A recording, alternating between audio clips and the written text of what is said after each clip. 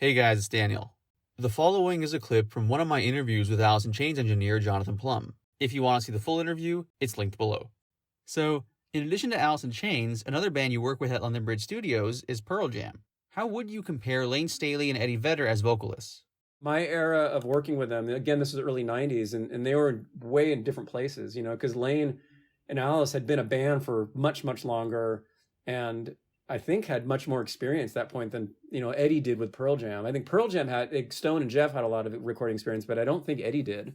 So I think when I worked with them in the early 90s, Eddie was kind of a newbie. I started seeing the very beginnings of Eddie starting to break out more. But at that point, he was just there doing his job. He showed up and he wanted to do good and please everybody. So again, it was like he was in a different place in his career. He was, I think, still learning sort of the ropes of how recording goes. And his voice sounded amazing, but he wasn't like a performer like Layne. He couldn't, he could project and get that emotion, but technically, it wasn't always in key. Where I think Layne, at that era, in the early 90s, Layne was already completely refined, where I think it took Eddie another decade, well, maybe not a decade, but, a few more tours before his voice really got to the point where he was just on point all the time. I worked with Pearl Jam a couple times. It wasn't extensive, and it was all in the early stuff, up to Dirty Frank. I worked on that, and State of Love and Trust. I was huge fans of both those bands. I guess in my opinion is both of those singers are singing straight from the soul, and you feel it, and it's awesome. But I don't think it would hurt Eddie's feelings to say that Layne was more of a refined, trained singer. I just think he was. I happen to know Layne was a student of a couple famous Seattle vocal coaches, and I have no idea what Eddie's vocal instructions were. But I think Eddie was much more raw, where Layne treated his voice more like an instrument, where I think Eddie, there was just more of a unrefined quality to him. Over the years listening to his recordings, do you think he's progressed as a singer? Yes. I think that's sort of the arc of singers as they get better. I think there's a rawness in the early stuff that I think everyone loves, and as he's gotten better, but he's gotten older too, it's hard to say. Those young, I think the early years, it's just changed, It's now he's more mature and he's singing more maturely. I think back in the early stuff, it was more unbridled, just emotional screaming, basically. But it's different because I think Layne always had that. Layne could control it, He could get that emotional thing, but his instrument was so refined. So he was kind of singing this raw emotion through a really refined instrument, where I think Eddie had no refined instrument. It was just kind of chaotic. If that makes sense, I don't know. I wish I could explain that better, but I think you can hear just you can sense that just by listening to it.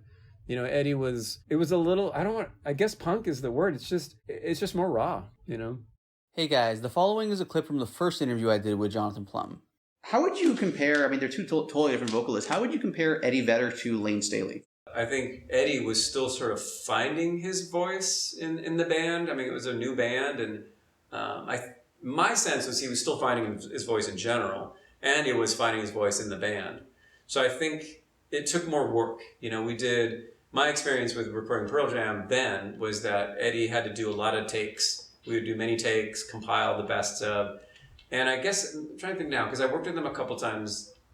It was all back in the day, but the second time they came back, he knew more what he wanted, and I could see that progression where he was. And I've been around enough artists, I've gotten to work with Brandi Carlile a lot over the years, and someone like her, I've worked with her when she was really young, and then I've worked with her a couple times since she's toured the world.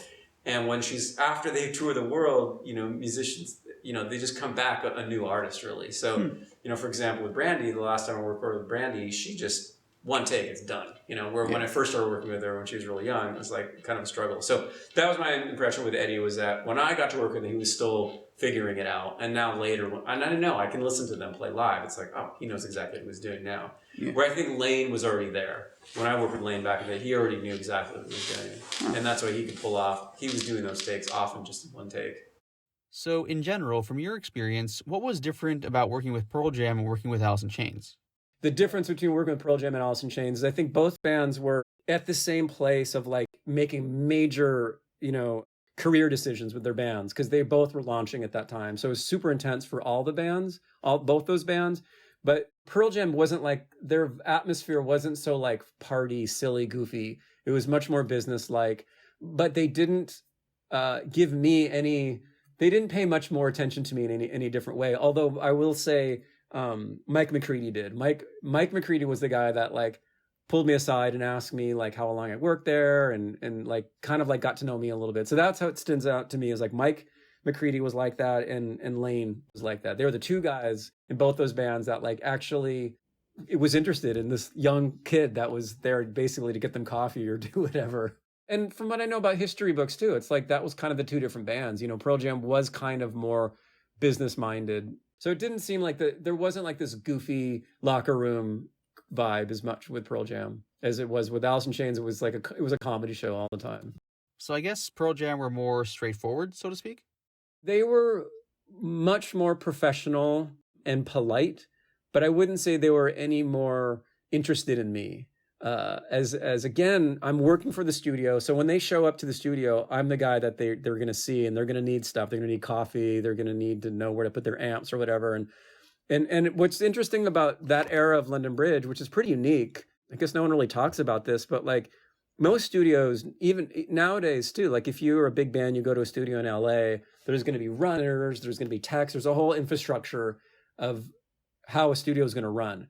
You know, there's a ladder, there's the runner who they don't even step into the control room. They're outside of the studio, but they're there to go get food and whatever. And then there's an assistant engineer, and then there's an engineer, and there's a producer, and it's a whole hierarchy. At London Bridge, there was none of that. It was me and whoever was producing. So like when it was Toby, it was me and Toby. So I was playing all these roles. I was the runner, I was the assistant engineer. And that's kind of like in LA, that's kind of unheard of, you know? And making, these are major label records we're making with like big budgets, but it was just Toby and I. So like if Toby needed coffee, I'd go get coffee. If Toby needed a microphone plugged in, I'd go plug that microphone in. If Toby had to take a break, I would be the one running the tape deck. So it was like really extraordinary for me because I was playing all these different roles. But it's pretty unusual. Like I could maybe imagine the band might be a little bit like frustrating for them because they're maybe used to having all this infrastructure. But at London Bridge, typically that stuff just wasn't there. But maybe that's what made the process special. So in terms of special, aside from what we've already spoken about, do you have any special memories from your time working with either Pearl Jam or Alice in Chains? I do have a really funny Mike Starr story. So actually, this is one of the first things I think, my very first encounter with Alice in Chains with Mike Starr. And this was SAP. So they'd already recorded most of the parts. And I didn't know anything. I just was there, you know. And Mike Starr shows up, and it was just Mike and I. And I remember, I think I helped him get his bass set up a little bit. And I was like, well, what are we doing today? And he's like, well, I got to play bass on a song that Jerry played bass on. And Jerry did a killer job. I'm totally happy with the bass part. But my mom, I know my mom's going to know that I didn't play bass on that, and she's going to be pissed. And so I just, for my mom's sake, I got to go back and re-record the bass part myself. So he basically replaced what Jerry, it was the same bass part, but Mike Starr just played it himself.